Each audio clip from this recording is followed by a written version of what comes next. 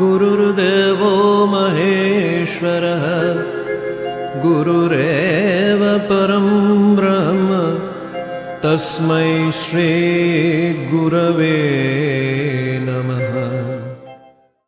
আজি দ্বিতীয় খণ্ডৰ 106 নম্বৰ অধ্যায়, পৃষ্ঠা নম্বৰ 133 পৰা 136, শ্লোক 102 পৰা 113। জয় শ্ৰী গুৰু ভাগৱত। ডক্টৰ চন্দ্ৰভানু সতপতি ডাঙৰীয়াৰ দ্বাৰা ৰচিত আৰু শ্ৰী অঞ্জন শৰ্মা ডাঙৰীয়াৰ দ্বাৰা অনুবাদ। শ্ৰী গুৰু ভাগৱত। আজি আমি শিষ্যক কেনেধৰণে নিয়ন্ত্ৰণ কৰে শুনো আহক। শ্ৰী গুৰুৰ আদেশ মানি প্ৰগতি কৰে ভক্ত জ্ঞানী। গুৰুৱে দিয়ে দিব্য জ্ঞান, শক্তিপাত ৰূপেৰে জ্ঞান। শ্ৰী গুৰুৰ আদেশ মানি জ্ঞানী ভক্তই আধ্যাত্মিক প্ৰগতি লাভ কৰে আৰু শ্ৰী গুৰুৱে শক্তিপাতৰ দ্বাৰা তেনে ভক্তক দিব্য জ্ঞান প্ৰদান কৰে। অনাবিল হ'লে ভকতি, দিব্যানুভৱ হয় প্ৰাপ্তি। গৰ্বক কৰে নিয়ন্ত্ৰিত, গুৰুৱে কৰে শক্তিপাত। ভক্তৰ ভক্তি যেতিয়া শুদ্ধ হয় তেতিয়া তেওঁৰ দিব্য অনুভৱ কৰিবলৈ ধৰে। যেতিয়া ভক্তই নিজৰ অহংকাৰ নিয়ন্ত্ৰণ কৰি লয় তেতিয়া শ্ৰীগুৰুৱে ভক্তক উদ্দেশ্যি দিব্য শক্তি সঞ্চাৰ কৰে। গুৰুৰ সতে হ'লে প্ৰীতি, ভক্তই পায় গুৰু শক্তি।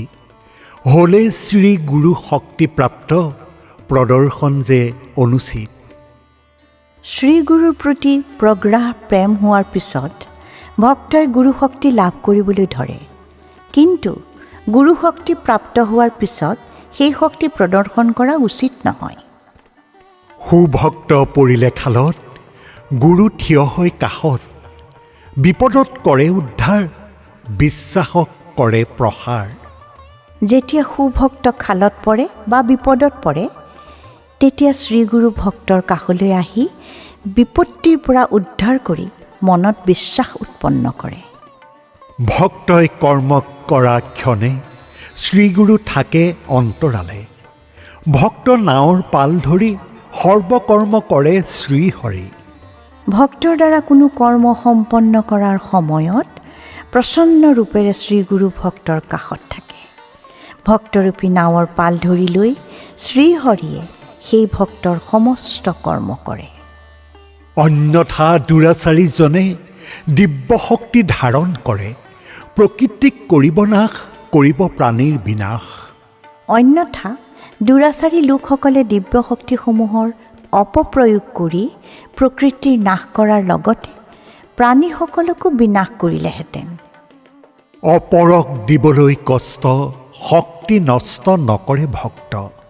মাথো নিজ স্বাৰ্থৰ বাবে শক্তি ক্ষয় তেওঁ নকৰে। কিন্তু বেলেগক কষ্ট দিবলৈ ভক্তই কেতিয়াও শক্তি নষ্ট নকৰে। ভক্তই নিজৰ স্বাৰ্থ পূৰণৰ বাবে আহৰণ কৰা দিব্য শক্তি ক্ষয় নকৰে। গঢ়িবলৈ ভক্ত জীৱন গুৰু কৰোণাৰ কাৰণ। যি যি ইচ্ছা মায়াৰে পূৰ্ণ, শ্ৰীগুৰুৱে নকৰে পূৰ্ণ। ভক্তৰ জীৱন যাত্ৰা সুচল কৰিবলৈ শ্ৰীগুৰুৰ কৰোণাই হ'ল মূল কাৰণ। কিন্তু ভক্তৰ যি ইচ্ছা মায়াজনিত, শ্ৰীগুৰুৱে তেনে ইচ্ছা পূৰণ নকৰে। মায়াৰে ইচ্ছাৰ জনম, ইচ্ছাৰে অইন জনম। হ'লে পূৰণ এক ইচ্ছা, জনম লয় অন্য ইচ্ছা। কাৰণ মায়াৰে ইচ্ছাৰ জন্ম হয় আৰু এটা ইচ্ছাৰে অইন এটা ইচ্ছাৰ জন্ম হয়। যেতিয়া এটা ইচ্ছা পূৰ্ণ হৈ যায় তেতিয়া অন্য ইচ্ছাই জন্ম ল'বলৈ ধৰে।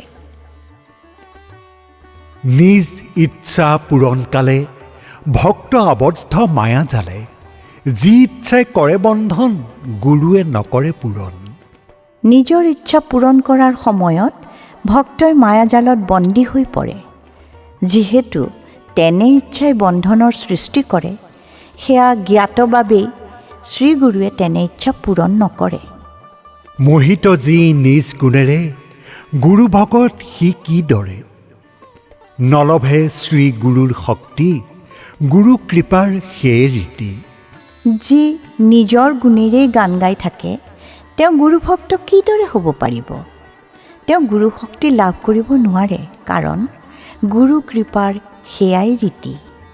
গুৰুৰ চৰণলৈ গ'লে নিজ ইচ্ছাক পাহৰিলে, চলে যি শ্ৰী গুৰু ইচ্ছাৰে, শ্ৰীগুৰু শক্তি লভে সিয়ে।